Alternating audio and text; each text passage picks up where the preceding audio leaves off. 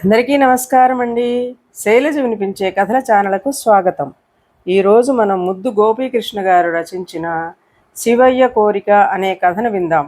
ఈ కథ జూన్ 2012 చందమామలో ప్రచురింపబడింది. రామాపురంలో శివయ్య, గంగమ్మ అనే దంపతులు ఆ ఊరి జమీందారు దగ్గర పనిచేసేవాళ్ళు. ఓ రోజు సాయంత్రం పని ముగించుకుని ఇంటికి వస్తుండగా శివయ్యకు పొరుగింటి నుంచి కమ్మని నేతిగారెల వాసన వచ్చింది. నోట్లో నీరూరుతుండగా ఇంటికొచ్చాడు. స్నానం చేసి భార్య వడ్డించిన రాగి సంకటిని చూసి, నాకు నేతిగారెలు తినాలని ఉంది అంటూ సంకటిని దూరంగా నెట్టాడు. మనమేమన్నా శ్రీమంతులమా ఏమిటి, పూటగడవని మనకు నేతిగారెలు వచ్చాసే అంటూ నొక్కింది గంగమ్మ. చిన్నబోయిన శివయ్య బలవంతంగా సంకటి తిన్నాడు. ఆ సంవత్సరం జమీందారు తన తండ్రి ఆబ్దీకానికి ఏర్పాట్లు చేయసాగాడు. శివయ్య దగ్గరుండి అన్ని పనులు చూసుకుంటున్నాడు. అపరకర్మలు పూర్తి అయిపోయాక తద్దినపు భోక్తలకి భోజనం వడ్డించసాగాడు.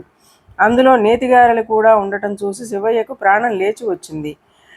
తన భార్యను పెరట్లోకి పిలిచి, ఏమేవ్, శ్రాద్ధానికి నేతిగారెలు వడ్డిస్తున్నారు, సాయంత్రానికి కొన్నైనా మిగులుతాయి కదా, ఈరోజు నేతిగారెలు తినే యోగం వచ్చిందని సంబరపడిపోయాడు. బ్రాహ్మణుల భోజనం అయిపోయాక కొన్ని పిండి వంటలు, గారెలు మిగిలిపోయాయి.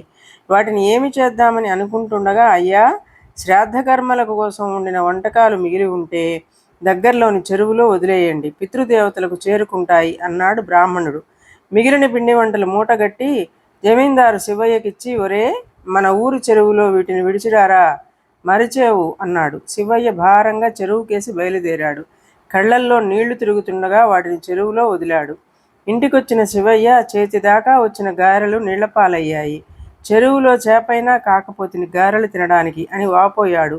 మనకి తినే యోగం లేకుంటే ఎంత ప్రయత్నించినా దక్కవు అంటూ గంగమ్మ ఓదార్చింది. శివయ్య ఎలాగైనా గారెలు తినాలని నిశ్చయించుకున్నాడు. ప్రతి నెలా కొద్ది కొద్దిగా డబ్బు పోగేయసాగాడు. పండుగ సమీపిస్తుండగా బజారు నుంచి నెయ్యి, మినప్పప్పు, ఇతర దినుసులు తెద్దామని బయలుదేరాడు. ఎదురుగా తన బావ, చెల్లెలు రావడం చూశారు. ఈసారి పండగ ఇక్కడే జరుపుకోవడానికి వచ్చాం అన్నయ్య అంది చెల్లెలు. వారిని లోపలికి తీసుకెళ్ళాడు. గంగమ్మ భర్తను పిలిచి, ఇంట్లో సరుకులు నిండుకున్నాయి, బజారుకెళ్ళి పట్రా, గారెలు మరెప్పుడైనా చేసుకుందాం అంది. ఈ జన్మకు గారెలు తినే యోగం లేదనుకుంటా అనుకుని బజారుకు బయలుదేరాడు శివయ్య. సరుకులు కొనుక్కొని ఇంటి దగ్గరకు వస్తున్న శివయ్యకి కమ్మని నేతి గారెల వాసన రాసాగింది. ఆశ్చర్యంతో ఇంట్లోకి రాగా గంగమ్మ సంతోషంతో, మీ చెల్లెలండి, వస్తుంటే దారిలో ఆంజనేయ స్వామి గుడిలో పెట్టారట, మీకు ఇష్టమని పట్టుకొచ్చింది అంటూ ముందు పెట్టింది. కళ్ళల్లో నీళ్లు తిరుగుతుండగా శివయ్య గారెలను కొరుకుతూ తన చెల్లెలని, బావని అనవసరంగా తిట్టుకున్నందుకు బాధపడ్డాడు. తన భర్త చిరకాల కోరిక తీరినందుకు గంగమ్మ మహదానందపడింది. ఇదండి కథ.